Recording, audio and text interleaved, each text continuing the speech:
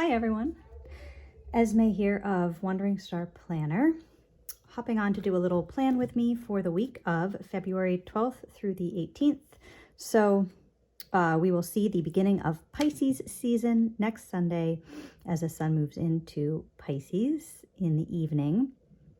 And along the way, we will get some Aquarius action with Mars and Venus. So I'm recording this on Sunday, the 11th of February. I upload a new video every Sunday, and I'm really experimenting with these. I'm trying to be real and show my process. And I'm also trying to teach how to track your transits, because it's something that was really hard for me to figure out, but extremely rewarding. And basically, I just want to make it easy for anyone who is out there and curious about it or wanting to learn more. And so with that, I will say I've realized making these videos, there are two things I want to be really upfront about. Now, one is that I play it kind of fast and loose with my transits and astrology in general. And part of the reason is because I've been studying it for a while, so a lot of the information is just kind of in my head. And it allows me to play it fast and loose. Also, another side of me is extremely precise and very, very structured. That is the part of me that I use to create the planner. So I make this, I do sell it on Etsy. I know probably most people watching either have a copy or are using one of my other astrology products. But when I create the planner, I am extremely precise. And then when I live my day to day, I'm fast and loose, because I like to experience my life and then reflect on it with astrology. I don't like to use the astrology to think myself into too much, because it usually, it always surprises, but I guess I've found that sometimes I do use astrology to look ahead a lot. And I'm going to show you guys a little example that I do sometimes. But I don't like to effort too much into astrology. I feel like sometimes the simplest things, the simplest meanings, the simplest transits can really show us the most without having to try too much. I don't know if that's clear. I might say more about that, but let me just dive into some fun things about the week. And I'll talk a little more about this. So I wanted to note, I was talking with Danielle of Danny B Plans on Instagram. You should totally go follow her if you're not already.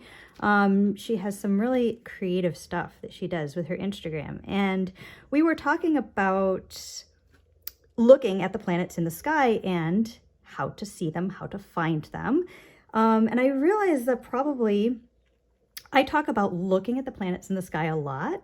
What I mean by that is just looking with my eyes. I'm not using a telescope. I'm not doing anything fancy. One of the easiest ways to begin doing this, if you're not sure how to see a planet in the sky or what it would look like if you did see it, is to look at a planet that is going to be near the moon. So on Wednesday, the 14th, we're going to have Jupiter near the moon. It's going to be a general relation, sort of like this, depending exactly where you are. So you're going to see the crescent moon, and then just kind of just above and to the left of it will be Jupiter. And Jupiter will be the biggest, brightest star in the sky. If you're looking at it in the evening, it can be easier to see sometimes because the other stars won't be powerful enough to come through. So if you're looking at the sky around that kind of twilight time, that can be a good time to spot planets. also around dawn can be a nice time to spot planets. So I got this, I actually got this from timeanddate.com. They did a really fun thing where they showed the relationship of Jupiter and the moon on the same day in different locations. So this one that I drew is actually from New York. I'm close enough to New York that I'm not close, but I'm in the Midwest, and pretty much if you're in the US, like it's gonna be something sort of like this. But they compared it to like what it's going to look like from like Sydney and then from like Hong Kong. And it's just fun to kind of, Time and Date is a great resource. If you're interested in kind of more of this like astronomy type of info, I enjoy their content a lot. So, I have to say, I'm excited about using some washi. I got this washi this week from Constance, and I've been putting it everywhere. I have been really enjoying using it. I am a little bit of a sticker washi lover. So there we go. We have our starry skies, our Jupiter and the moon. And I'll just highlight some of these transits. So Mars will move into Aquarius, and then Venus will move into Aquarius. Yeah, I don't make too much of Valentine's Day, but if you do, it's there. And then we have, of course, at the end of the week, our sun. Maybe I'll get that a little bit of a sunny color. How are you guys all doing? I know I've had a lot of kind of not feeling great physically happening in my life, and just wanting to do more than I've been able to, even like with these videos. And so I want to say I've been a little humbled by the process of like diving into weekly videos this year, and then having a major life change happen just back in January. So still feels pretty new, and I will share more about it as the year goes on. But yeah, just feeling super humbled and super like sometimes in my head I wanted to like come to my planning session and sharing it with, I don't know, more. But to be honest, this is how it usually starts for me. Like, this is kind of real. And so when I started making this planner, I did use it for everything. So I used it for tracking my spiritual practice and my astrology transits. I would write tarot into my planner if I was doing it, which at the time I was doing it almost daily. And then I had my schedule and everything else running alongside. So this is currently serving as kind of like a spiritual planner and journal, and obviously something that I'm comfortable sharing. So again, as the year goes on, I will be sharing more and more, and I might show some more of my everyday carry. Today, I did prepare it to show you this. So this is what I keep my schedule in, and I keep new moon charts here. And that's because I work with these a lot, and I like to be able to reference them when I'm maybe have a few minutes of downtime when I'm out and about. So today I was going to show you guys just a really simple way of tracking your transits, and you don't need to use an ephemeris. You can just use 2 new moon charts. I will be making a video about how to track your transits, so this is not a full explanation. To be honest, it might be a series of videos of how to track your transits. There's not a, like, yeah. I've wanted to do so much more than I have been doing, but I just thought I would just kind of show you like kind of diving in where I'm at now. And if you have questions, please don't hesitate to drop them in the comments. I know this is not a full explanation. This is just like almost like a sneak peek. And I will be doing a more in-depth video. Also, astrology is a language, and a great way to learn any language is just by like immersing yourself and listening to people. So even if this is maybe a little bit confusing, if you've never done it before, I would just go along for the ride and don't worry too much about the specifics. So this is a chart. This is a blank bi-wheel chart that I started drawing the transits into. And this is something that I put on my Patreon for my paid tier. It's my Hello Mercury tier. It's $3 a month. So I am super grateful for everyone in my Patreon. It is free to join. And so not a big deal either way, but I do want to be giving people who do choose to pay a few extra fun things, extra free downloads, just extra stuff, extra fun stuff. So this is what I uploaded this month. And I thought I would just show you guys how I'm using it. So I have just sketched in my birth chart here, super simply without the degrees or the angles. And then in the outer, so in the inner ring, this is me. And I am taking a note from astrologer Alan Oken here. Not everyone is comfortable sharing their own birth chart.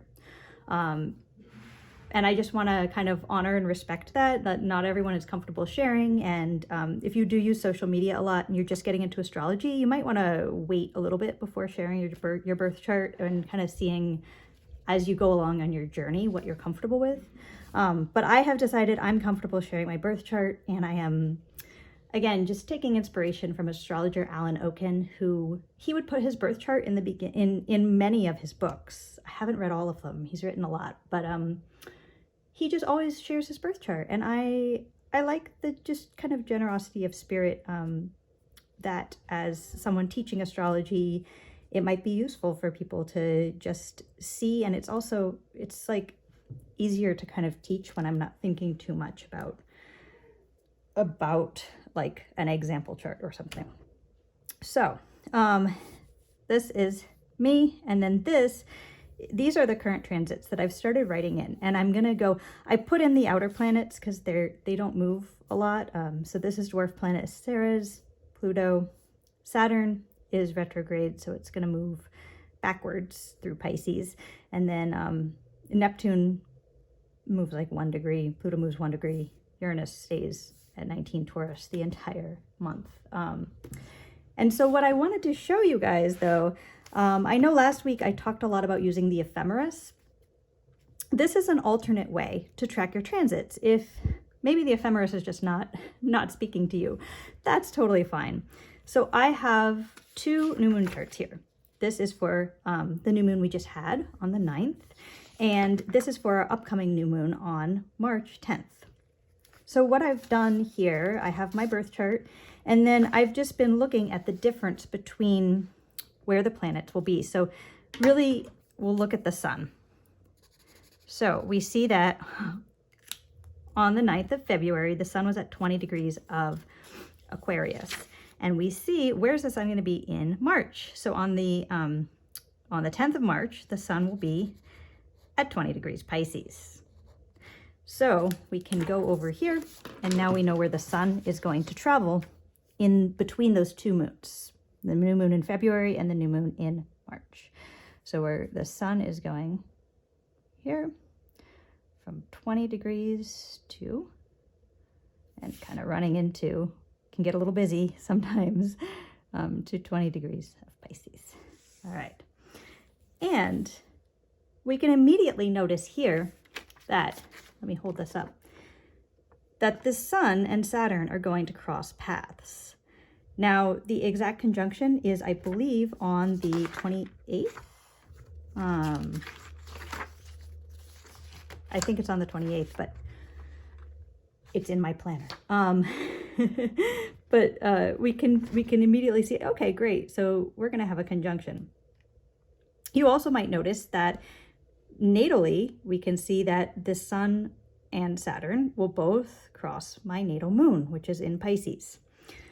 So that is a personal transit that I'm experiencing. So collectively, we will all experience the Sun conjunct Saturn at the end of February. But personally, this is going to hit me. One, this is my 5th house. I didn't draw the houses on here, but this is my 5th house, which is creativity and playfulness and children. And then that's where my natal moon is. So that is kind of a personal transit that I'm experiencing. And this is why I wanted to make this chart available on Patreon, because it's just so nice to have a structure. I love just having the structure, having the layout in which to see the transits and get the visual of what's happening. So moving on, let's go to Mercury. So Mercury is going to begin, Mercury begins over here, 7 degrees of Aquarius, and ends at 0 degrees of Aries. So we will just go here. And yes, I said that right. Okay, so Mercury goes, and because I am getting a little crowded, I probably could have spaced this a little bit differently, but I have never been really that artistic.